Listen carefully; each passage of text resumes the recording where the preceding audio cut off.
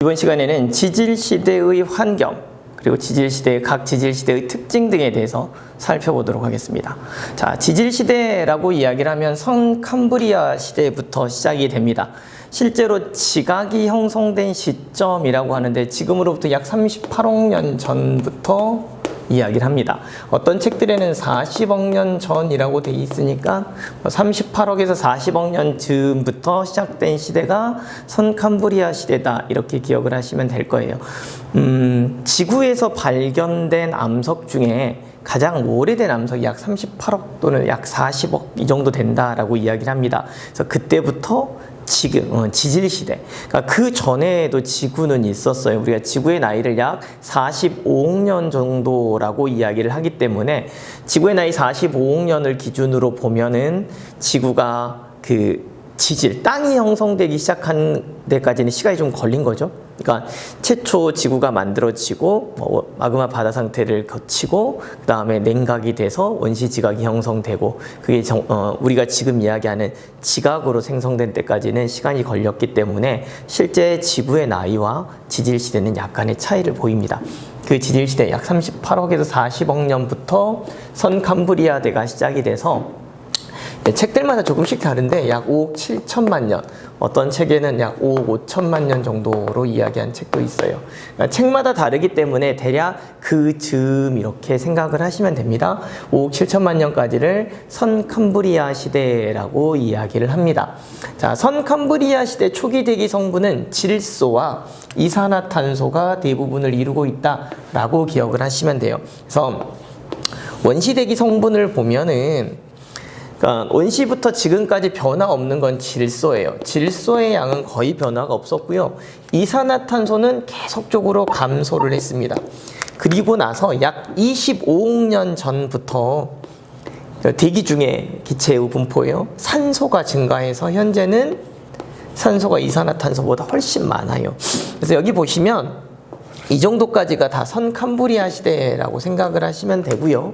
선캄브리아 시대 초기 대기는 대부분이 다 이산화탄소와 질소로 구성이 되어 있었다라고 이야기를 합니다. 이렇게 꾸준하게 이산화탄소가 감소한 이유는 바다에 이산화탄소가 꾸준히 용해됐기 때문이다라고 이야기를 해요. 그래서 원시 대기는 질소와 이산화탄소가 대부분이었기 때문에 현재보다 지구의 평균 기온이 조금 더 높았을 것이라고 예측하고 있습니다. 온실 효과가 훨씬 더 높았기 때문이었겠죠. 그래서 질소와 이산화탄소가 대부분이다라고 이야기를 하고요. 선캄브리아 시대 때 살았던 생물들을 살펴보면 대부분이 다 바닷속 생물, 수중 생물이라고 생각을 하시면 돼요.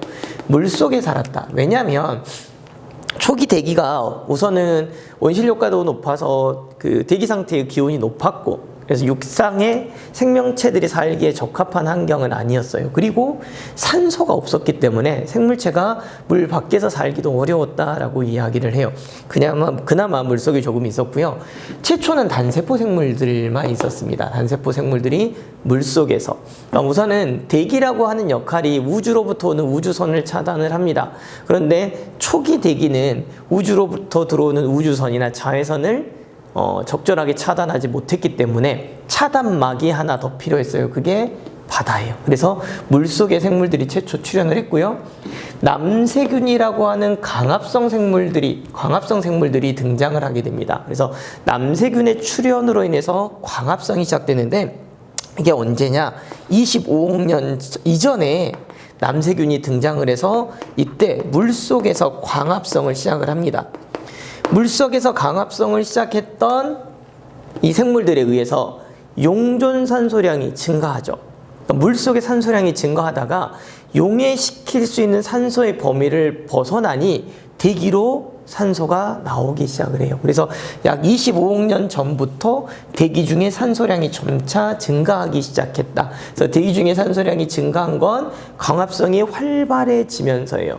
보통 대기 중에 산소량이 증가하면서 육상 생물이 살 수 있는 환경을 만들었는데 그때가 언제냐면 제가 아까 여기에 이때가 고생대, 중생대, 신생대 이래요. 그러니까 고생대, 중생대, 신생대부터는 현재의 대기 성분과 거의 유사한 형태의 대기 성분비를 보이고 있는데 성캄브리아대 후기로 가면서 대기 중에 산소가 풍부해지죠. 그러니까 육상 생물이 출현할 수 있는 계기가 마련됐다라고 이야기를 하는 거예요. 그래서 대기 중에 산소량이 증가한다라고 하는 건 생명체들이 살 수 있는 환경이 넓어졌다. 또는 다양해졌다 이렇게 이야기를 하게 됩니다. 그리고 이 남세균들이 겹겹이 쌓이고 화석화된 것들이 바로 스트로마톨라이트라고 하는 거예요. 그래서 이 녀석들에 의해서 만들어진 게 스트로마톨라이트라고 하는 표준 화석이 만들어집니다. 스트로마톨라이트라고 하는 것은 대표적인 선캄브리아 시대 때의 표준 화석이다 이렇게 기억을 하시면 돼요. 그러니까 선캄브리아 시대 자체가 생명체가 살 수 있는 환경이 좋지 않았어요. 그래서 보통 물속에 아주 작은 생물들 또는 단세포 생물들 위주, 그러니까 대기 중에 산소량 증가하는 이 시점, 다시 말해서 선캄브리아대 후기에 가면서 다세포 생물들이 출현하기도 합니다. 다세포 생물도 출현하고 초기 어류도 만들어지고 막 이런 것들이 생겨요. 아주 원시적인 형태의 생명체들이 늘어나기 시작하는데 전반적으로 시기는 길었으나 실제로 생명체들이 다양하지는 않았어요. 주로 물속 생물이었고 이 시기를 거치면서 다양한 생명체들이 존재할 수 있는 환경이 조성되는 시기였다. 이렇게 좀 기억을 하시면 되겠습니다.